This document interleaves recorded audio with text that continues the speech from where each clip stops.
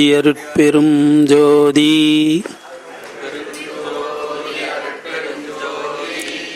தனி பெரும் கருணை அருட்பெரும் ஜோதி. எல்லா உயிர்களும் இன்புற்று வாழ்க. வள்ளல் மலரடி வாழ்க வாழ்க. அன்மனைய சகோதர சகோதரிகளே, உங்கள் அனைவருடைய திருவடிகளையும் வள்ளல் பெருமானுடைய திருவடிகளாக கருதி வணங்கி போற்றி மகிழ்கின்றேன். மீண்டும் ஒரு பூச திருவிழா நாளன்று உங்களை சந்திப்பதில் மிக்க மகிழ்ச்சி அடைகின்றேன்.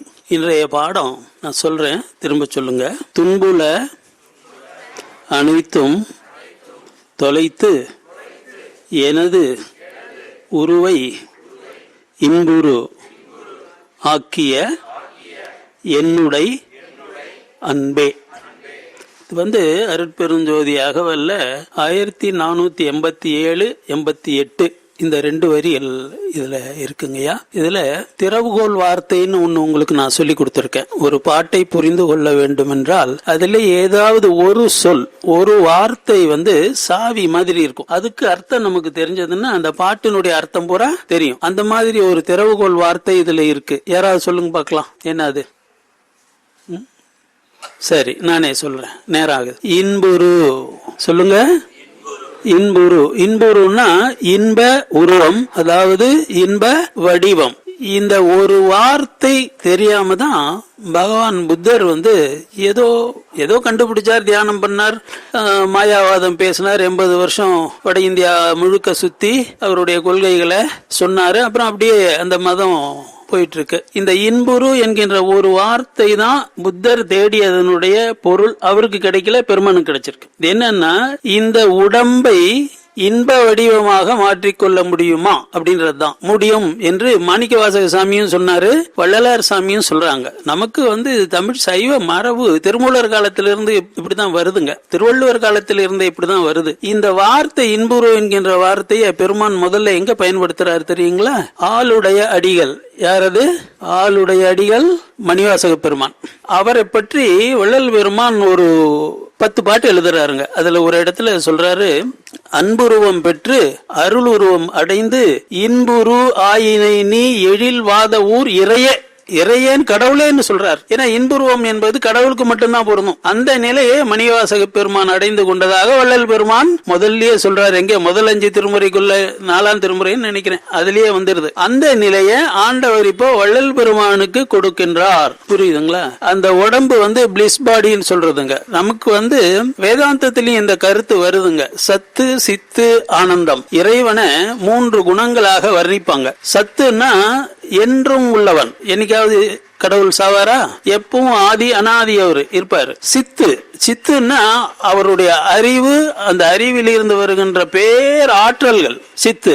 அப்புறம் ஆனந்தம். ஆனந்தம்னா அவருக்கு, இறைவனுக்கு எப்பவுமே ஆனந்தம் தான், எப்பவுமே ஆனந்தம் தான். அவருடைய ஆனந்த சுரூபம், ஆனந்த வடிவானவர் அம்மையப்பர். ஆக இங்க வள்ளல் பெருமான் என்ன நமக்கு சொல்றாரு அப்படின்னு சொன்னா, அந்த கடவுள் தன்மை அறிந்து அம்மையமாதல்னு கடைசி புருஷார்த்தம். அந்த நிலையை அடைந்து விட்டால் இந்த ஆனந்த சுரூபம் வர வேண்டும். வந்தாதான் நீங்க போய் அந்த நிலையை அடைஞ்சிருக்கீங்க என்று பொருள். இல்லைன்னா உங்களுக்கு மறுபடியும் ஏதாவது துன்பம் இருக்குதுன்னா எங்க பாதி வெளியில நிக்கிறீங்க, இன்னும் முழுமையான ஞானம் வரவில்லை என்று பொருள். அப்போ இதுக்கு எங்க பெருமான் என்ன சொல்றாருன்னா, துன்புல அனைத்தும், அதாவது துன்பங்கள் அளவில்லாம இருக்குது, திரும்பின பக்கம் எல்லாம் இருக்குது. எந்த வினாடி எது நேரம் யாருக்கும் தெரியாது. நேத்து பாருங்க, டெல்லியில பல இடங்கள் இந்த கார்ல பாம்பு வச்சிருக்கான், டன் கணக்குல வச்சிருக்கான். பூராவும் வெடிச்சிருந்தா என்ன டெல்லியே காலியா போயிருக்குன்னு நினைக்கிறேன். அங்க இருந்த மக்களுக்கு எல்லாம் தெரியுமா, திடீர்னு குண்டு வெடிக்குது, எல்லாம் எவ்வளவு பேரும் செத்து போறாங்க அப்படின்னா இது என்ன அப்படின்னு சொல்லி ஒன்னும் புரிஞ்சுக்க முடியல. இப்படிதான் இருக்குது உலகம். இதுல இருந்து தப்பிக்கிறதுக்கு என்ன வழி? உங்களுக்கு நான் ஏற்கனவே ஒன்று சொல்லி இருக்கிறேன். அது என்ன தெரியுங்களா? வாழ்க்கை இரண்டு விதமானது. நல்ல கவனிங்க, முக்கியமான இடம். வாழ்க்கை இரண்டு விதமானது. சிலர் நீண்ட ஆயுளுடன் வாழ்கின்றார்கள், சிலர் கொரோனாவில போறாங்க, இல்ல வேற ஏதாவது நோயில போறாங்க, இல்ல விபத்துல சாகுறாங்க. இப்படி பாதி வெளியில பல பேர் செத்து போறாங்க. என்ன காரணம்? நான் உங்களுக்கு சொல்லி இருக்கேன், ஞாபகம் இருக்கா? இல்ல, பர்பஸ்ஃபுல் லைஃப், ஒரு நோக்கத்திற்காக வாழ்வது. இப்ப முக்தி அடையணும், அது ஒரு நோக்கம். இல்ல என்னுடைய குடும்பத்தை முன்னுக்கு கொண்டு வரணும் அப்படின்றது ஒரு நோக்கம். இல்ல ஒரு பெரிய படிப்பாளி ஆகணும்ன்றது ஒரு நோக்கம். இல்ல ஒரு தலைவன் ஆகணும்ன்றது ஒரு நோக்கம். ஏதோ ஒரு நோக்கம் உங்களுக்கு இருக்கணும். அந்த நோக்கத்தை நோக்கியே உங்களுடைய வாழ்க்கை பூராவையும் நீங்கள் அமைத்துக் கொள்ள வேண்டும். அப்ப என்ன ஆகுன்னு சொல்லி பாத்தீங்கன்னா, உங்க நோக்கம் நிறைவேற வரைக்கும் ஆண்டவர் உங்களுக்கு ஆயுளை கொடுப்பார். புரியுதுங்களா? அப்போ ரெண்டு விதமான வாழ்க்கை இருக்கு. என்னன்னா, லைஃப் ஆஃப் ஆக்சிடென்ட்ஸ், விபத்துக்களாலான வாழ்க்கை ஒண்ணு, நோக்கத்திற்குரிய வாழ்க்கைன்னு ஒண்ணு, பர்பஸ் ட்ரிவன் லைஃப் அப்படின்னு சொல்லுவாங்க. யார் இந்த பர்பஸ் ட்ரிவன் லைஃபுக்கு வந்துடுறாங்களோ அவங்களுக்கு ஆயுள் கட்டி. அதனாலதான் நான் மீண்டும் மீண்டும் திரும்ப திரும்ப உங்களுக்கு நான் சொல்றது, இங்க வந்துருங்க, ஒண்ணுமே செய்ய வேணாம். 27 நாளைக்கு ஒரு தடவை இங்க பூசம் நட்சத்திரம் வரும், அதுக்கு இங்க ஒரு மணி நேரம் உட்காருங்க போறோம். அப்ப உங்களுக்கு வாழ்க்கையில ஒரு லட்சியம் கிடைக்கும், ஆயுள் கிடைக்கும். திரும்ப திரும்ப நான் உங்களுக்கு சொல்றது, ஆயுள் வேண்டுவோர் வள்ளலாரிடம் வருக, ஆயுள் வேண்டுவோர் வள்ளலாரிடம்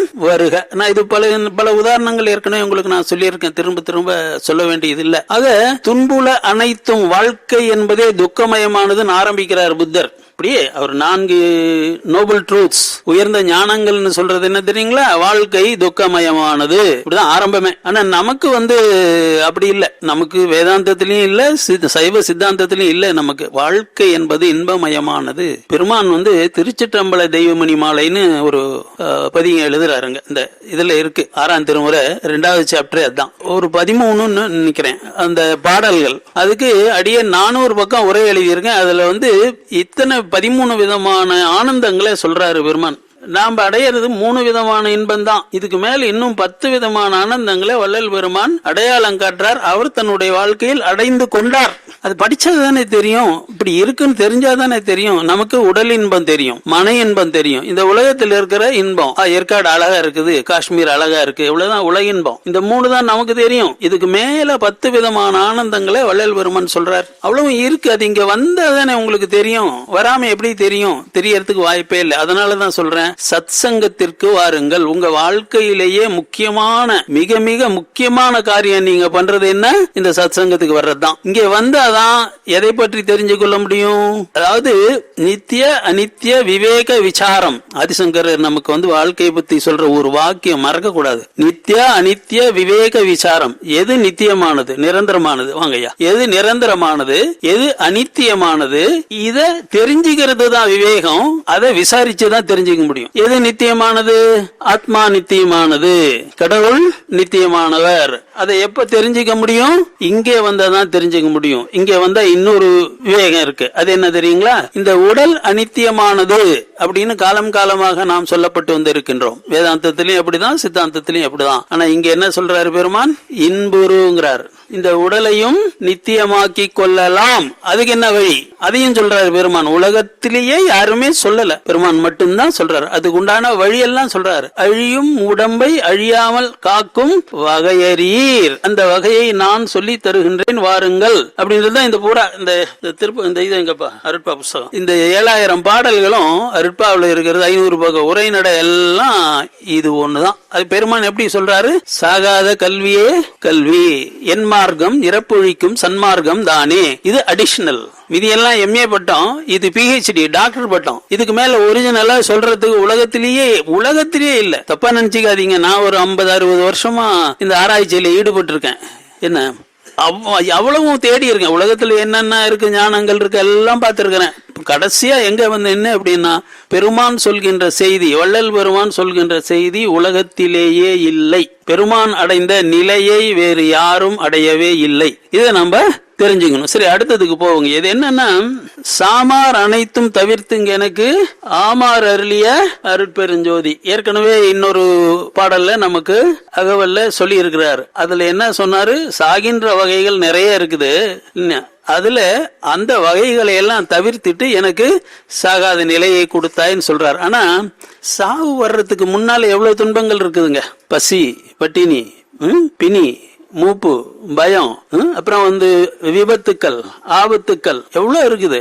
இப்ப ஞாபகம் இருக்கும் போதே நான் ஒரு மந்திரத்தை உங்களுக்கு பெருமான் சொல்றதுதான் சொல்லி தர்றேன். நீங்க திரும்ப சொல்லுங்க, மனசுல வச்சுங்க. அது என்னன்னா, எங்குரு சொல்லுங்க, தீமையும் எனை தொடராவகை கங்குலும் பகலும் மெய்க்காவல் செய்துணையே.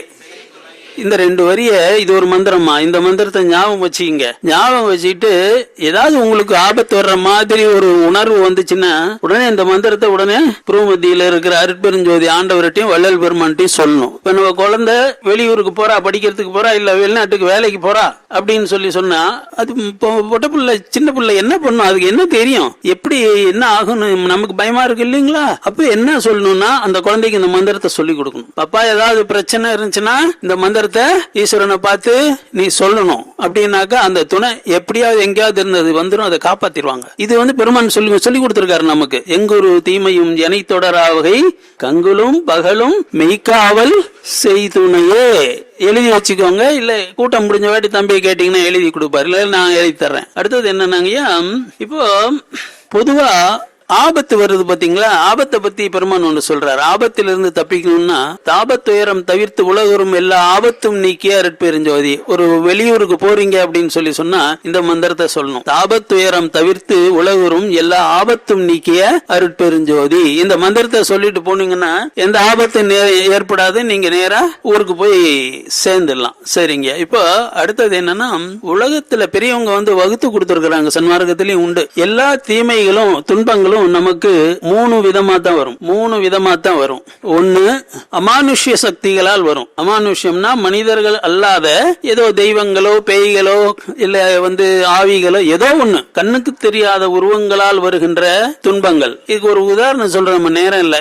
பாருங்க, நமக்கு மகாபாரதம் ராமாயணம் இருக்கிற மாதிரி கிரேக்கர்களுக்கு இலியாட் ஒடிசி அப்படின்னு 2 புராணங்கள் இருக்கு, பெரிய புராணங்கள். ஹோமர் என்ற ஒரு குருட்டு கவிஞர் எழுதினது. அதுல ஒடிசி அப்படின்ற காப்பியத்துல ஒரு 10 வருஷம் ஒரு போர் நடக்குது. ட்ராய் நகரத்துல ஒரு பெரிய போர் நடக்குது. அது முடிஞ்ச உடனே ஜெயிச்சவங்க எல்லாம் என்ன பண்றாங்க, அவங்க பல ஊர் ராஜாக்கள் எல்லாம் வர்றாங்க, எல்லாருமே திரும்பி போயிடுறாங்க. ஆனா ஒரே ஒரு ராஜா மட்டும் யுலிசஸ்னு பேரு, அவனுடைய ஊருக்கு போகவே முடியல. அதாவது இந்த கப்பல் இவன் ஊர் வரைக்கும் வரும், உடனே எதிர்காத்து அடிக்கும், திரும்ப கடலுக்குள்ளார போயிடும். இப்படியே பல தடவை நடக்குது. ஏன் அப்படின்னு சொன்னா அந்த கடல் தெய்வம் பொசைடான், அவங்க ஊர் சாமின்னு வச்சுக்கோங்களேன், அது என்ன பண்ணுது, இவன் பேர்ல ஒரு கோபம் அதுக்கு. ஏன்னா அந்த கடவுளினுடைய ஒரு இனம் மக்கள் என்னன்னா அந்த ஒற்றைக்கண் ராட்சசர்கள் நம்ம சொல்லுவோம். அந்த மாதிரி ஒரு ஒற்றைக்கண் அந்த ராட்சசன் ஒருத்தனை இவன் என்ன பண்றான்னா கொன்னுபுறான். கொன்னுபுட்டது மட்டும் இல்ல, கேலி பேசிட்டு வந்துடுறான். ஒரு சாதாரண மனுஷன் உன்னை,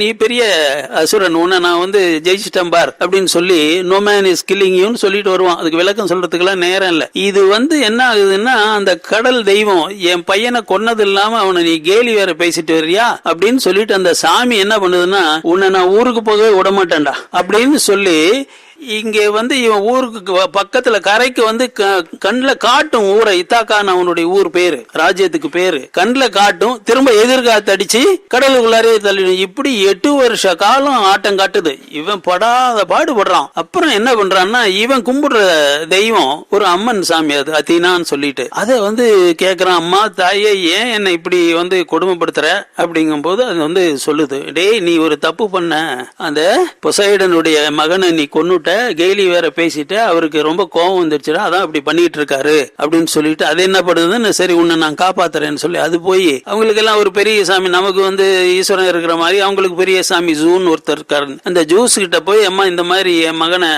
நீ பக்தனை நீ காப்பாத்தணும்ப்பா அப்படின்னு கேக்குறா. அவர் சரி போமான்றாரு. அப்புறம் காப்பாத்தி வந்துடுறாங்க. எதுக்கு சொல்ல வரேன்னா, இப்படி பல சக்திகள், அது என்ன ஏதுன்னு நமக்கு தெரியாது. சாமியா இருக்கலாம், குறுந்தெய்வமா இருக்கலாம், சிறு தெய்வ வெங்கோயிலை கண்ட போதெல்லாம் பயந்தேன்கிறார் சாமி. ஏன் அங்க போனா என்ன ஆகும், அதான் ஆடு மாடு கோழி என்னென்ன இருக்குதோ எல்லாத்தையும் பலியிடுறாங்க, எதுவும் கிடைக்கலன்னா பெருமானே சொல்றாரு, சிறு தெய்வ வெங்கோயிலை கண்ட போதெல்லாம் பயந்தேன்கிறார். புரியுதுங்களா? அப்ப எது எப்படி நடக்கும்னு நமக்கு தெரியாது. அப்ப என்ன பண்ணணும், ஒரு தெய்வத்தை அவன் அத்தீனாவை பிடிச்சுக்கிட்ட மாதிரி நமக்கு ஒரு தெய்வத்தை நாம பிடிச்சிக்கணும். இல்ல தெய்வ நிலை அடைந்த குருவை வள்ளலார பிடிச்சிக்கணும். அவங்களுக்கு தெரியும் இன்னொரு ரகசியம் உங்களுக்கு நான் சொல்லி தர்றேன். என்னன்னா, தினம் ஒரு மணி நேரமாவது அருட்பெருஞ்சோதி மகாமந்திரத்தை சொல்லணுமா. ஏன் சொல்றேன் அப்படின்னு சொன்னா, ஒரு ஆபத்து வருது அப்படின்னு சொன்னா உள்ளார இருந்து நீங்கள் பேசாமல் அந்த மந்திரம் தானாவே உச்சரிக்கும். நீங்க வாயை திறக்க வேணாம், நீங்க சொல்லணும்னு நினைக்க வேணாம். ஆனா உங்க மனசுல அருட்பெருஞ்சோதி அருட்பெருஞ்சோதி தனிப்பெருங்கருணை அருட்பெருஞ்சோதின்னு விடாம அந்த மந்திரம் வந்துகிட்டே இருக்கும். இந்த மந்திரம் வந்துகிட்டே இருக்கும். இது நான் ஒரு அனுபவம் சொல்றேங்க, கேளுங்களேன். எனக்கு வேண்டிய ஒருத்தர், அவரு இறந்துட்டாரு. இறந்த பிறகு என்னாச்சுன்னா, அவர் என்ன நம்பினாரு, என்ன பிடிக்கணும் அப்படின்னு சொல்லி அவர் ஒரு ஆசைப்பட்டிருக்காரு. எனக்கு இந்த மந்திரம் ஓயாம ஓடிக்கிட்டே இருக்குது, தூக்கத்திலயும் ஓடிக்கிட்டே இருக்குது. அப்புறம் என் நண்பர் ஒருத்தர்கிட்ட சொன்னேன். அவர் கைலாயத்துக்கெல்லாம் போயிட்டு வந்தவர், இங்க தினம் இந்த கோயிலுக்கே என்ன கூட்டி வந்தவர். அவர் என்ன பண்ணாரு, சரி நீங்க வாங்கன்னு சொல்லிட்டு கூட்டிக்கிட்டு நேரா இங்க உள்ளார கூட்டிக்கிட்டு போய், உள்ளார சிவன் இருக்காரு பாத்தீங்களா, அந்த அரை கருவறை இருக்கு, அதுக்கு முன்னால போய் நிக்க சொன்னார். அந்த கம்பி கேட்டெல்லாம் போட்டு தாண்டி உள்ளார கருவறை இருக்கும், அதுக்கு முன்னால போய் நிக்க சொன்னார். அங்க போய் ஒரு 10 நிமிஷம் நான் நின்ன பாருங்க, இந்த மந்திரம் ஓடுறது நின்னு போச்சு. அப்பதான் அந்த ஆத்மா நல்லவர் தான், ஆனா அவருக்கு மரணத்துல ஒரு பயம். அவர் என்ன பிடிச்சிக்கணும்னு நினைக்கிறாரு. அப்போ அது சரி வருமா? அதனால என் நண்பர் என்னை கூட்டிகிட்டு இங்க நிறுத்தினாரு. இன்னொன்னு தெரிஞ்சுக்கோங்க, இந்த கோயில் 1000 வருஷத்துக்கு மேற்பட்டது. எவ்வளவுங்க? 1000 வருஷத்துக்கு மேற்பட்டது. அருணகிரிநாதர் எப்போ 13ஆம் நூற்றாண்டா என்னவோ, அருணகிரிநாதர் இங்கே உள்ளார இருக்கிற முருகன் மேல பாட்டு பாடி இருக்காரு. அங்க உள்ளார கல்வெட்டு இருக்கும், நீங்க போய் பாருங்க. இங்க உள்ளார முருகன் கோயில் இருக்கு இல்லீங்களா, அங்கே அருணகிரிநாதரே பாட்டு பாடி இருக்காரு. அது அந்த உள்ளார கல்வெட்டு எழுதி வச்சு, சேலம் முருகன் எழுதி வச்சிருக்காரு. இங்க உள்ளார போய் பாருங்க. அவ்வளவு தூரம் சக்தி வாய்ந்தது இந்த சிவனேஸ்வரர் ஆலயம். அதனால இதெல்லாம் இருக்கு, நமக்கு தெரியாது இது எப்படி இருக்கு, என்ன ஏது, அதெல்லாம் நமக்கு தெரியாது. நம்ம என்ன செய்யணும்னா, நிறைய பேர் பேசிட்டு இருக்காங்க, இருக்குங்கிறான் இல்லங்கிறான், கடவுள் இருக்குங்கிறான் இல்ல, இந்த விவாதமே நமக்கு வேணாம், விவாதமே நமக்கு வேணாம். இப்ப இருக்குன்னு நம்பினா என்னங்க நஷ்டம்? ஏதாவது பணம் காசு போச்சா, நஷ்டமா? நீ பாட்டுக்கு வா, அருட்பெருஞ்சோதி வணங்கிட்டு வள்ளல் பெருமான்கிட்ட உன்னுடைய உடல் பொருளாவிய ஒப்படைச்சிட்டு பெருமானே நீ பாத்துக்க போ. பாருங்க, பெருமான் என்ன உலகம் பூரா அமிச்சாரு, பாக்கெட்ல 10 பைசா இல்ல, அங்கெல்லாம் டாலரு. எல்லா ஊருக்கும் போயிட்டு வந்தேன், ஒரு இடத்துல கூட ஒரே ஒரு சின்ன விபத்து கூட நடக்கல. பத்திரமா இங்க உங்ககிட்ட மறுபடியும் பேசிட்டு இருக்கிறேன். யார் சேர்த்துனா? வள்ளல் பெருமான் தான் சேர்த்துறாரு. அந்த நம்பிக்கை வேணும். அந்த நம்பிக்கையோடு இங்க கும்பிடுங்க. உங்களுக்கு என்ன வேணுமோ அதை பிரார்த்தனை பண்ணுங்க, கண்டிப்பா கிடைக்கும். எங்கெங்க இருந்து உயிர் ஏதேது வேண்டினும்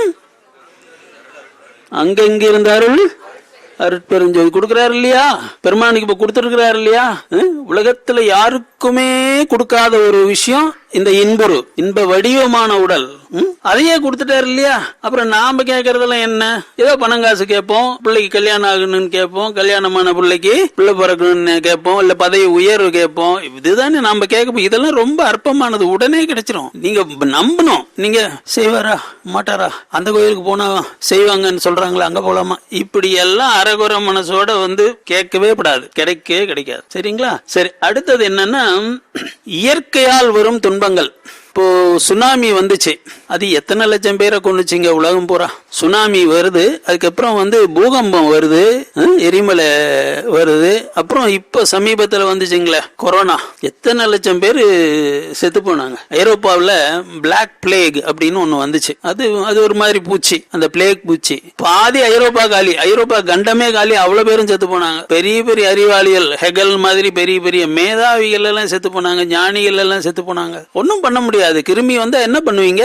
ஒன்னும் பண்ண முடியாது. ஆக இயற்கை அலை இப்படி எல்லாம் நமக்கு வரும். ஆனா நம்ம என்ன பண்ணணும் அப்படின்னா, அதுக்கு தற்காத்துக்கணும். இந்த கிருமிகள்கிட்ட இருந்து உங்களை காப்பாத்துறதுக்கு ஒரு மருந்து நான் போன வகுப்புல உங்களுக்கு நான் சொல்லி கொடுத்துருக்கிறேன். என்ன, அது யாராவது சொல்லுங்க பார்க்கலாம். மறந்து போயிட்டீங்க அதுக்குள்ள இல்லையா? இந்த பச்சை கற்பூரம் இருக்கு இல்லைங்களா, அந்த பச்சை கற்பூரம் கிருமிகளில் இருந்து உங்களை காப்பாற்றும். அதான் நான் சொன்னேன். தம்பி வருவான் ஹரி, அவங்ககிட்ட இந்த 5 பஞ்ச வாசங்கள் இருக்கும். அந்த பஞ்ச வாசங்கள்ல ஒண்ணு என்ன? பச்சை கற்பூரம். இந்த 3 வேளை தாம்பூலம் போட சொல்றாரு பெருமான். சும்மாவா சொல்லுவாரு? 3 வேளை தாம்பூலம், அதுல இந்த பச்சை கற்பூரம் கொண்ட பஞ்ச வாசங்களோடு சாப்பிட சொல்றாரு. அப்படி சாப்பிடும் போது என்னன்னா, நமக்கு ஹார்ட் ப்ராப்ளம் வராது, சுவாசம் ப்ராப்ளம், ஆஸ்மா வராது. கிருமிகளில் இருந்து முக்கியமாக இது நம்மை காப்பாற்றும். பாருங்க, தம்பி இங்க வந்திருக்கிறான். அவன்கிட்ட என்னன்னு கேட்டீங்கன்னா உடனே செஞ்சு கொடுத்துருவான். பெருமான் எல்லாம் சொல்லி இருக்காரு. நம்ம நம்புறது இல்ல, நம்ம அதை நடைமுறைப்படுத்துறது இல்ல, அதனால வர்றது பிரச்சனை தாங்களே. என்ன சொல்லல பெருமானு, ஆயுச காப்பாத்துறதுக்கு ஆயுச நீட்டிக்கிறதுக்கு என்னெல்லாம் உண்டோ அவ்வளவுமே பெருமான் சொல்லி இருக்கிறார். நானும் இங்க திரும்ப திரும்ப சொல்லிட்டு இருக்கிறேன், ஆனா நீங்க மறந்துடுறீங்க. அடுத்தது மனிதர்களால் வருகின்ற துன்பங்கள். மனிதர்களால் வரும் துன்பம் ஒவ்வொருத்தருக்குமே தெரியும் இல்லைங்களா? நம்ம மறைந்த முன்னாள் பிரதம மந்திரி இந்திரா காந்தி அம்மா மெய்கா பாலனே சொல்றான். இனி மெய்கா பாலன் யாருங்க? தான் உசுர கொடுத்துட்டு தலைவிய தலைவனை காப்பாத்தினவன் தான் மெய்கா பாலன். ஆனா இந்த மெய்கா பாலன் எப்படி இருக்கிறான்? தலைவியே சொல்றான். இந்தியாவினுடைய பிரதம மந்திரியே அந்த மெய்கா பாலன் சுட்டு கொண்டான். பாருங்க எப்படி இருக்குது. எந்த மனுஷன் தான் நம்புறது? மெய்கா பாலனா அவ்வளவு சீக்கிரம் வர முடியாதுங்க. போலீஸ்காரன் எல்லாம் விடமாட்டாங்க, மிலிட்டரிக்காரன் எல்லாம் விடமாட்டாங்க. எல்லாத்திலயும் ஒரு 100 தடவை ஜலடை போட்டு ஜலிச்சு அவனை டெஸ்ட் பண்ணி கடைசியா தான் அந்த மெய்கா பாலனா எடுப்பாங்க. இதுல வேடிக்கை என்ன தெரியுங்களா? அந்த அம்மாவே இவனை வர சொல்லியிருக்கு. அவன் தான் அவன் பேர்ல தான் எனக்கு நம்பிக்கை இருக்கு, அவனை கூட்டிட்டு வாங்க அப்படின்னு சொல்லிட்டு அந்த அம்மாவே அவனை கூப்பிட்டு அப்படின்னா அவன் எவ்வளவு யோகியனா நடந்துகிட்டு இருந்திருக்கணும். ஆனா என்ன பண்றான்? இப்படி பண்றான். என்ன பண்றது? மனிதர்களை யாரையும் நம்புறதுக்கு இல்லைங்க. அப்புறம் வரலாறு படிக்கணும். வரலாறு படிச்சா என்ன தெரியும்னா, அவுரங்கசீப்னு சொல்லிட்டு ஒரு முகலாய பேரரசர் இருந்தாருங்க. அவர் என்ன பண்றாருன்னா, இவரு பின்னால தம்பியா இருக்கிறார், இது மேல அண்ணனுங்க எல்லாம் இருக்கானுங்க. இவர் ஆட்சிக்கு வரணும்னு சொல்லி எல்லா சகோதரர்களையும் கொன்னே தீர்த்துட்டார், எல்லாரையும் கொன்னுட்டார். அப்பாவையும் பிடிச்சி ஜெயில போட்டுட்டார். அப்பாவையும் பிடிச்சி ஜெயில போட்டுட்டு சகோதரர் எல்லாம் கொண்டுட்டு இவர் போய் ஆட்சியில் உட்கார்ந்துகிட்டாரு. ஆக பட்டம், பதவி, பணம், புகழ் இதுக்காக மனிதர்கள் என்ன வேண்டுமானாலும் செய்வார்கள். இதை நம்ம தெரிஞ்சுக்கணும். அதுக்கு தகுந்த மாதிரி ஜாக்கிரதையா இருக்கணும். ஆக இப்ப 3 விஷயங்கள் நம்ம பார்த்துட்டோம். என்னன்னா, அமானுஷ்ய சக்திகளால் நமக்கு துன்பங்கள் வரும், இயற்கையால் நமக்கு துன்பங்கள் வரும், மனிதர்களால் நமக்கு துன்பங்கள் வரும். அப்புறம் எல்லாத்த விட முக்கியமானது என்ன தெரியுங்களா? எல்லா விரோதிகளும் உள்ளாரே இருக்கிறாங்க. அவ்வியம் ஆதியோர் ஆறும் தவிர்த்த பேர் அவ்வியல் வழுத்தும் அருட்பெருஞ்சோதி இல்லையா? காமம், குரோதம், லோபம், மோகம், மதம், ஆச்சரியம், இந்த 6 எதிரிகளும் வெளியில் இல்ல, உள்ளார இருக்கிறாங்க, நம்ம மனசுல இருக்கிறாங்க. அத கவனிக்கணும்னு சொல்லி பெருமான் சொல்றாரு. ஜாக்கிரதையா இருக்கணும். ஒரு வினாடி ஏமாந்தா போச்சு, மாட்டிக்குவோம். வாழ்க்கையே வீணா போயிடும். சரிங்களா? அடுத்தது முக்கியமா பெருமான் ஒண்ணு சொல்றாரு, ஆண்டவர் சொன்னதா சொல்றாரு. என்னன்னா, நீ முதல்ல கவலைப்படாத. கவலைப்படுறதுக்கு உனக்கு ரைட்டே கிடையாது. ரைட்டே கிடையாது. ஏன்னா இவ்வளவு கஷ்டத்தை கொடுத்திருக்கிற, அப்புறம் கவலைப்படாம இருக்கிறது எப்படி நீ சொன்ன? இல்ல, நீ கவலைப்படுறதுக்கு உனக்கு ரைட்டே கிடையாது. உன் கவலையே தீர்த்துக்கிறதுக்கு உண்டான அறிவை உனக்கு நான் கொடுத்திருக்கின்றேன். எந்த அளவுக்கு அறிவு அப்படின்னு சொல்லலாம், நீ சிவனாகவே ஆகலாம். என்ன சாதாரண விளையாட்டுங்களா அது? சிவம்னா என்ன? அது பிரபஞ்சத்தையே ஆட்டி படைத்து காத்து நடத்துகின்ற பேராற்றல். அந்த அளவுக்கு அறிவை உனக்கு நான் கொடுத்திருக்கிறேன். அதனால சிந்தையில் துன்பொழி சிவம் பெருக என 5 தொழில்களையும் ஆண்டவர் எனக்கு கொடுத்தாருங்கிறார். கவலைப்பட்டனா எல்லாம் போச்சு. கவலைப்பட்டனா நீ கடவுளை கேலி பண்றேன்னு அர்த்தம். கடவுள் கொடுத்ததை உனக்கு என்னென்ன ஆற்றல்கள் கொடுக்கப்பட்டு இருக்கின்றனவோ அதை நீ புரிஞ்சிக்கலன்றது மட்டும் இல்ல, அவரையே கேலி பண்றேன்னு அர்த்தம். இப்போ உங்க அப்பா பெரிய கோடீஸ்வரருங்க. நீங்க தெருவுல போய் நின்று ஐயா ஒரு டீ சாப்பிடறதுக்கு 10 ரூபா கொடுங்கன்னு சொல்லி ஒருத்தரை கேட்டீங்கன்னா இது உங்க அப்பாவுக்கு எவ்வளவு கேவலம். இப்ப வள்ளல் பெருமானுக்கு ஆண்டவர் என்ன கொடுத்திருக்கிறாரு? எல்லாத்தையும் கொடுத்துட்டார். தன்னையே எனக்கு அளித்து தன் அருள் ஒளியால் என்னை வேதித்த என் தனி அன்பே. ஆண்டவர் தன்னையே அவருக்கு கொடுக்கிறாரு. எல்லாத்தையும் கொடுக்க அவர் தயாரா இருக்கிறாரு. ஆனா நாம வாங்கிக்க தயாரா இருக்கிறோமா? இல்லையே.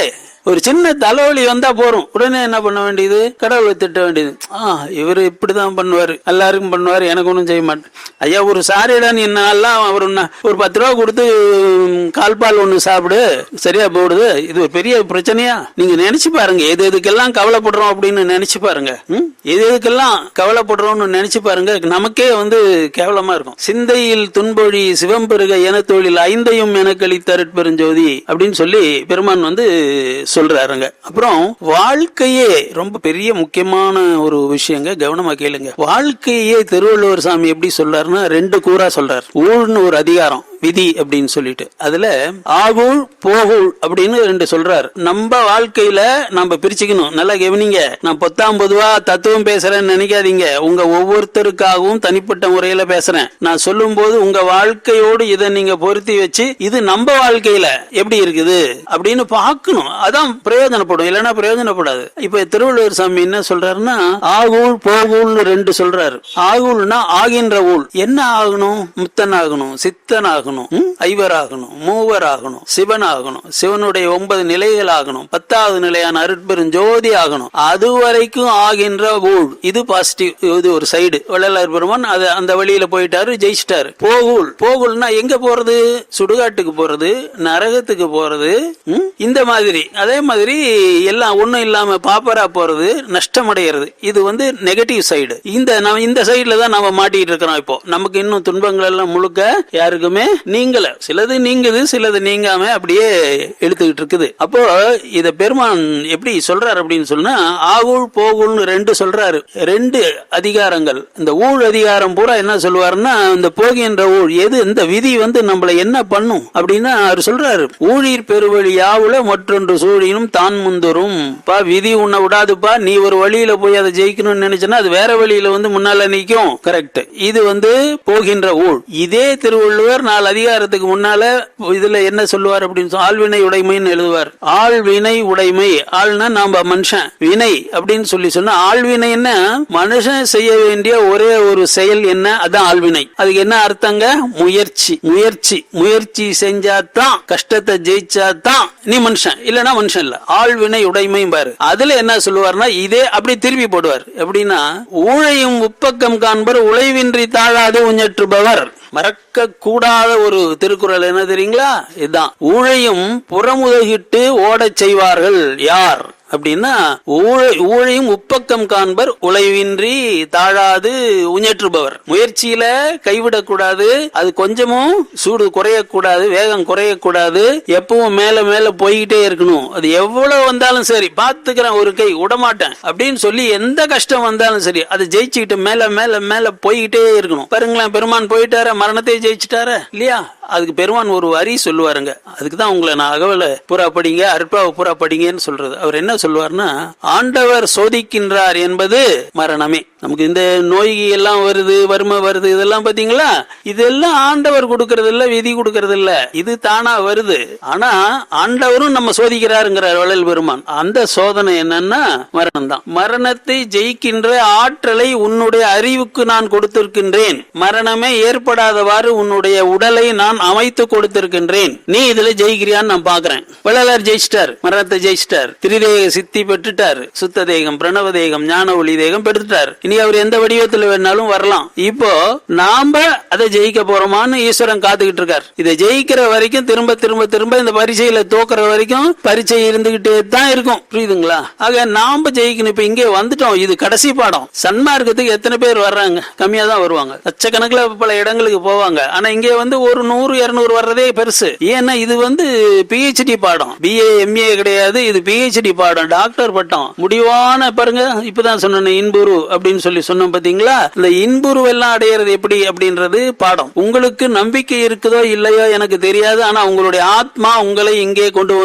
வைத்திருக்கின்றது. அதுக்கு தெரியும். இங்கே போனாதான் நமக்கு என்ன வேணுமோ அது கிடைக்கும். இன்னைக்கு என்ன நட்சத்திரம்? பூச நட்சத்திரம். இன்னைக்கு எங்க இருக்கணும்? வள்ளலார் கோயில்ல இருக்கணும். அங்க போனோம்னா நம்ம ஆத்மாவுக்கு சோறு கிடைக்கும். உடம்புக்கு சோறு எங்க வேணா கிடைக்கும். ஆத்மாவுக்கு சோறு முதல்ல ஒண்ணு தெரிஞ்சுவோங்க. ஆத்மாவுக்கும் பசி இருக்குங்கய்யா. இல்லைன்னு சொல்லுவாங்க, நிர்குணம்னு சொல்லுவாங்க. அதெல்லாம் ஐயா ஒத்துக்கிறது இல்ல. சிற்குணம் பாரு, அதுக்கு அறிவு இருக்குது பாரு, அதுக்கு பசி இருக்குது. ஆத்மாவுக்கு என்ன பசி சொல்லுங்க பார்க்கலாம். உடம்புக்கு பசி இருக்கு. என்ன நிறைய வேலை செய்யறோம், உடம்பு அழுத்து போகுது. அதுக்கு அந்த செல்கள் எல்லாம் மீண்டும் உற்பத்தி ஆகிறதுக்கு சோறு வேணும். ஆத்மாவுக்கு என்ன பசி? ஆத்மாவுக்கு என்ன பசி தெரியுங்களா? கடவுளை பார்க்கணும். ஆத்மாவுக்கு என்ன பசிங்க? கடவுளை பார்க்கணும், அப்பாவை பார்க்கணும். ஒரு குழந்தை நீங்க இதுல ஒரு சந்தையில கொண்டு போய் குழந்தை காணாம போச்சுன்னா அது என்ன பண்ணும்? கத்தும். ஐயோ எங்க அப்பா, அப்பா அப்பா எங்க இருக்கிற, நீ எங்க இருக்கு, எங்க இருக்கு அப்படின்னு சொல்லி கத்து இல்லீங்களா? அந்த மாதிரி ஆத்மாவானது அப்பா அப்பா அப்பான்னு ஒவ்வொரு வினாடியும் கத்துது. வள்ளலார்ன்ற குழந்தை கத்துனுச்சு, அப்பா கிடைச்சாரு. நம்ம கத்துறதே இல்லையே, என்னைக்கு நம்ம அப்பா வேணும்னு எழுதிருக்கிறோம். அதனால நான் பெருமான் சொல்லுவார், மாமாந்த நோயுற்றீர். அம்மா தாய்மார்களுக்கு தெரியும், குழந்தைக்கு மாந்தன்னு சொல்லுவாங்க. மாந்தன்னா என்னம்மா, குழந்தைக்கு மாந்தம் அப்படின்னாக்கா பசியே எடுக்க, அது பாட்டு விளையாடிக்கிட்டே இருக்கும், உடம்பு இழைச்சிக்கிட்டே போகும், பசியே எடுக்காது. பசி எடுத்தாதானே வந்து சோறு திங்கும், பசியே எடுக்காது, அதுக்கு பேரு மாந்தம்னு பேரு. பெருமான் என்ன சொல்றாரு, உங்களுக்கும் மாந்தம் இருக்கு, என்ன கடவுளை பார்க்கணுன்ற பசி உங்களுக்கு இல்ல. அதை எப்படி சொல்றாருன்னா மாமாந்தம்ன்றாரு. மாந்தமே நோய், மாமாந்தம்னா பெரிய நோய், பெரிய இருக்கிற நோய்கள்லயே பெரிய நோய் மாமாந்தம். அது இருக்குது உங்களுக்கு, அதனாலதான் நீங்க அப்பாவை தேடல. கடவுளை பார்க்கணும்ன்ற ஆசை வெறி நமக்கு இருக்குதா, அவருக்கெல்லாம் வெறியெல்லாம் இருந்தது. கடவுளை பார்க்கணும்ன்ற ஒரு வெறி யாருக்கு இருக்கும், ஆத்மாவுக்கு தான் இருக்கும், மனசுக்கு இருக்காது. மனசுக்கு என்ன வேணும், இந்த பையன் புது பைக் வாங்கியிருக்கான்ப்பா, சூப்பரா இருக்குது, இது வந்து ஜப்பான் வண்டின்னாங்க, இது வேற ஹுண்டாயின்றான், அதை நம்ம வாங்கணும், இது மனசு கேட்கும். ஆத்மா என்ன கேட்கும், ஈஸ்வரனை பார்க்கணும், அப்பாவை பார்க்கணும், அம்மாவை பார்க்கணும், அம்மையப்பரை பார்க்கணும், அம்மையப்பரை பார்க்கணும். என்ன நான் இப்ப இருக்கிற அம்மா அப்பா எல்லாம் இந்த ஜென்மத்துக்கு தாங்களே, போன ஜென்மத்துல யாரு நமக்கு தெரியுமா, அடுத்த ஜென்மத்துல யாரு நமக்கு தெரியுமா, தெரியாது. ஆனா உயிர் தந்தைன்னு வள்ளல் பெருமான் சொல்றது யாரு, அம்மையப்பரை தான், அம்மையப்பரை தான். அப்போ அவங்கள பார்க்கணும். அந்த நம்பிக்கை நமக்கு இருந்தா மரணத்தை பத்திய பயம் கூட வராது. எங்க போறோம், அம்மா அப்பா தானே போறோம் அப்படின்னு பயம். ஆனா அது வந்து வேண்டாம். ஏன் அப்படின்னா அம்மா அப்பா மாதிரி நம்ம ஆகணும். அதான் மரண விழா பெருவாழ்வுன்னு இங்க வள்ளல் பெருமான் நமக்கு சொல்றாரு. ஆக இதை எப்படி தெரிஞ்சுக்கிறது, ஆகுழா போகுழா, நமக்கு நல்ல விதி இருக்குதா கெட்ட விதி இருக்குதா, இதை எப்படி தெரிஞ்சுக்கிறது? உங்க வாழ்க்கை இப்ப ஒரு 20 வருஷம் வாழ்ந்திருக்காங்க, 50 வருஷம் வாழ்ந்திருக்கீங்க ஐயா, ஒரு நாளைக்கு நிதானமா ஒரு இடத்துல உட்கார்ந்துக்குங்க, ஓரமா ஒரு பேப்பர் பேனா எடுத்துக்கோங்க. கெட்டது நடந்ததெல்லாம் எதுல நடந்துச்சு அப்படின்னு பாருங்க. ஜாதகம் தெரிஞ்சவங்களா இருந்தா எந்த கிரகத்துல நமக்கு இப்படி நடந்திருக்குது, என்னென்ன நோய்கள்லாம் வந்திருக்குது, எந்த இடத்துல நாம இருக்கும்போது இது இப்படி நடந்தது, தெற்கு வாசப்படியா வடக்கு வாசப்படியா, இதெல்லாம் இருக்குதுங்க. தெற்கு வாசப்படி இருக்கிற வீட்டுல இருந்தீங்கன்னா சில நல்லது நடக்கும், வடக்கு வாசப்படி இருக்கிற வீட்டுல இருந்தீங்கன்னா சிலதெல்லாம் சின்ன சின்ன விஷயங்கள். இதே போல இந்த மனிதர்களுடைய உறவு நமக்கு நல்லதை கொடுத்திருக்குது, இந்த மனிதர்களுடைய உறவு நமக்கு கெடுதலை கொடுத்து, யாரால எதனால எந்த இடத்தால எந்த காலத்தால உங்களுக்கு கெடுதல் ஏற்பட்டது, அதே போல யாரால எந்த இடத்தால எந்த நேரத்துல உங்களுக்கு நல்லது நடந்திருக்குது, இதை வந்து பட்டியல் போட்டுக்கணும். நம்ம பட்டியல் போட்டாலே தெரியும் ஆகுள் எது, ஆகின்ற ஊழ் விதி எது, போகின்ற விதி எது அப்படின்னு தெரியும். நம்முடைய அறிவை நாம் அதற்கு பயன்படுத்த வேண்டும். அவ்வாறு பயன்படுத்தினாதான் நமக்கு வந்து இந்த விதி என்ன நடக்குது அப்படின்றது நமக்கு தெரியுங்க. இப்போ இந்த இடத்துக்கு வந்துடுறேன். இப்போ வள்ளலார் சாமி இன்புரு அடைந்தார். சரி, எப்படி சார் அடையிறது பாருங்க, இந்த புஸ்தகம் இருக்குது 39 படி, வள்ளலார் அருட்பெருஞ்சோதி ஆனது எப்படி அப்படின்னு 39 படிகள், ஸ்டெப்ஸ். அதுல அந்த புஸ்தகமே எழுதி இருக்கிற, நீங்க யார் வேணா அதை வாங்கிக்கலாம், வாங்கி பார்த்து அதை பிராக்டிஸ் பண்ணா சாமி அடைஞ்ச இடத்த அடைஞ்சிக்கலாம். சரி, அப்புறம் நமக்கு காலம் காலமா இந்த வழி ஒண்ணு இருக்குதுன்னு நான் உங்களுக்கு சொல்லி இருக்கிறேன். அது என்ன தெரியுங்களா, பாருங்களேன். இப்போ திருவள்ளுவர் சாமி ஆரம்பிச்சு வைக்கிறாரு, அன்பின் வழி எது உயிர்நிலை. ஐயா, இந்த கட்டடம் எதனால் ஆனது, செங்கல் சிமெண்ட் மணல் எல்லாம் ஆனது. நம்ம உயிர் எதனால் ஆனது சொல்லுங்க பார்க்கலாம்.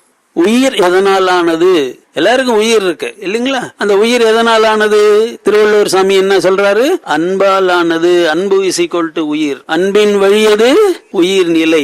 அங்க இன்னொரு பொடி வச்சு பேசுவாரு, அவங்க பொடி வச்சுதான் பேசுவாங்க, நாம தான் தெரிஞ்சுக்கணும். உயிர் நிலை என்னங்க, 2 அர்த்தம். உயிரினுடைய தன்மை அன்பு அப்படின்ற ஒரு அர்த்தம், இன்னொரு அர்த்தம் என்ன தெரியுங்களா, உயிர் நிரந்தரமாக நிலைத்து நிற்க வேண்டுமா வள்ளல் பெருமான் மாதிரி அப்படின்னா அன்பை பிடிச்சுக்கோ, அன்பை வளர்த்துக்கோ, உடம்பை வளர்த்தேன் உயிர் வளர்த்தேனேன்னு திருமூலர் சாமி சொல்றார் பாத்தீங்களா. அன்பை வளர்த்து கொண்டே வந்தால், எப்பொழுதும் அன்பிலேயே இருந்து கொண்டே இருந்தால் உயிர் வளர்ந்து கொண்டே இருக்கும், சாக மாட்டீங்க. இதை எப்படி திருமூலர் சாமி சொல்றாரு தெரியுங்களா, அன்பும் சிவமும் இரண்டென்பர் அறிவிலார். அறிவே கிடையாதவன் தான் இப்படி சொல்லுவான், சுத்த முட்டாளவன். அன்பும் சிவமும் இரண்டென்பர் அறிவிலார், அன்பே சிவம் ஆவது. சிவமா எது மாறுது, அன்புதான். அன்பே சிவமாவது யாரும் அறியிலார், அன்பே சிவமாவது யாரும் அறிந்தபின் அன்பே சிவமாய் அமர்ந்திருந்தாரே. நான் உங்களுக்கு இன்னொரு விதி சொல்லி கொடுத்திருக்கிறேன். ஒரு செய்யுள்ள ஒரு பாட்டுல ஒரு வார்த்தை ஒரு தடவைக்கு மேல 2 தடவையோ 3 தடவையோ வந்தா அதுல பொடி வச்சு எழுதி இருக்காரு கவிஞர், அதுல விஷயம் இருக்குது, அதை நம்ம உடனே தெரிஞ்சுக்கணும் அப்படின்னு உங்களுக்கு ஒரு ரகசியத்தை சொல்லி கொடுத்திருக்கிறேன். இதுல அந்த மாதிரி 3 தடவை என்ன வருது, அன்பே சிவமாவது. இப்ப சிவம் ஆயிட்டாரு, மாணிக்கவாசக சாமி ஆயிட்டாரு, வள்ளல் பெருமான் ஆயிட்டாரு. எப்படி ஆனாங்க அன்பாகவே இருந்தாங்க. இவர் இன்னும் ஒருபடி மேல போய் அருள்நிலைக்கே போக சொல்றாரு. ஆக சிவநிலைக்கு போவதற்கு ஒரே ஒரு வழி என்னங்க? அன்புதான். அன்பே சிவம் ஆவது. ஆறும் அறியார். நமக்கு வார்த்தையெல்லாம் தெரியும், நம்ம நம்புறது இல்ல. நம்பி செஞ்சவங்க எல்லாம் சிவநிலைக்கே போயிட்டாங்க. மாணிக்கவாசக சாமி இதுல சிதம்பரம் கோயில்ல எல்லாரும் பாத்துக்கிட்டு இருக்கும்போது அப்படியே அந்த வெட்டவெளி சந்நிதியில போய் புகுந்துகிட்டாரு. சிவத்தோடவே போய் ஐக்கியம் ஆயிட்டாரு. வள்ளலார் சாமி தைப்பூசத்தன்னைக்கு அப்படியே அருட்பெருஞ்சோதி ஆண்டவர் அவர் உடம்புல வந்து இறங்கி அருட்பெருஞ்சோதியா மாத்திட்டாரு. இப்போ நீங்க வந்து வடலூருக்கு போய் அருட்பெருஞ்சோதியை பாத்தீங்கன்னா அந்த ஜோதியில யார் யார் இருக்காங்க? ஆண்டவரும் இருக்காரு, வள்ளலாரும் இருக்காரு. ஆண்டவர்னு சொல்லும் போது யார சொல்றோம்? அம்மையப்பரை சொல்றோம். அருட்பெருஞ்சோதி ஆண்டவர் அம்மையுமாய் அப்பனுமாய் அருள்வார் அப்படின்னு சொல்றாரு. ஆக ஆண்டவர்னு சொல்லும் போது இந்த ஜோதியை பார்க்கும் போது அங்க நம்ம யார பார்க்கணும்? அம்மையப்பரை பார்க்கணும். இப்போ அவங்களோட சேர்த்து வள்ளலாரையும் சேர்த்துக்கு நம்ம பார்க்கணும். நின்னையும் நின்னருட் சக்தியின் வடிவையும் என்னையும் ஒன்றனை இயக்கிய அருட்பெருஞ்சோதி. அதுல சொல்றாரா இல்லையா? நின்னையும் நின்னருட் சக்தியின் வடிவையும் என்னையும் ஒன்றென இயக்கிய அருட்பெருஞ்சோதி சொல்றாரு இல்லைங்களா? அப்ப 3 பேர் அங்க உள்ளார இருக்காங்க. அந்த ஜோதிக்குள்ளார இப்ப கொஞ்ச நேரத்துல நம்ம ஜோதி காட்டும் போது அங்க வந்துருவாங்க. அங்க யார் யார் இருக்கிறா? அப்பா இருக்காரு, அம்மா இருக்காங்க, அவங்களுடைய செல்ல பிள்ளையான அருட்பெருஞ்சோதி வள்ளலார் சாமி இருக்கிறாரு. அந்த இடத்துக்கு நாம போகணும். அதுதான் நம்ம வாழ்க்கைக்கு மனுஷ பிறவி ஏங்க கொடுத்திருக்காரு? இல்ல நாய் நிறைய பிறந்திருக்கலாம்ல. மனுஷ ஜென்மமா ஏன் ஆண்டவர் நமக்கு கொடுத்திருக்காரு? 84 லட்சம் ஜீவராசிகள் இருக்கு. அது மனுஷ பிறவியை நமக்கு கொடுத்திருக்காரு. இதை விட பெரிய அதிர்ஷ்டம் என்ன இருக்குது? இப்ப போய் வீணா கவலைப்பட்டுக்கிட்டு அது வரும், வியாதி வரும், பிரச்சனைகள் வரும், அப்படியே வந்துகிட்டு போயிட்டே இருக்கும். அதெல்லாம் நினைக்க கூடாது. அது வரும் போகும், ஒரு வாரத்துல போகுது, இல்ல ஒரு வருஷத்துல போகுது. அதை நினைக்க கூடாது. இதுவா பிரச்சனை? எது பிரச்சனை? இது பிரச்சனை. நாம எங்க போய் உட்காரணும்? அம்மா அப்பா மடியில போய் வள்ளலார் உட்கார்ந்த மாதிரி அம்மையப்பர் மடியில போய் நாம உட்காரணும். அதுதான் பிரச்சனை. மீதி எல்லாமே வெட்டி பிரச்சனை. பிரயோகம் எதுக்குமே ஆகாது, கவைக்கு உதவாது. சரிங்களா? இதோட முடிச்சுக்கலாமா? அருட்பெருஞ்சோதி அருட்பெருஞ்சோதி தனிப்பெருங்கருணை அருட்பெருஞ்சோதி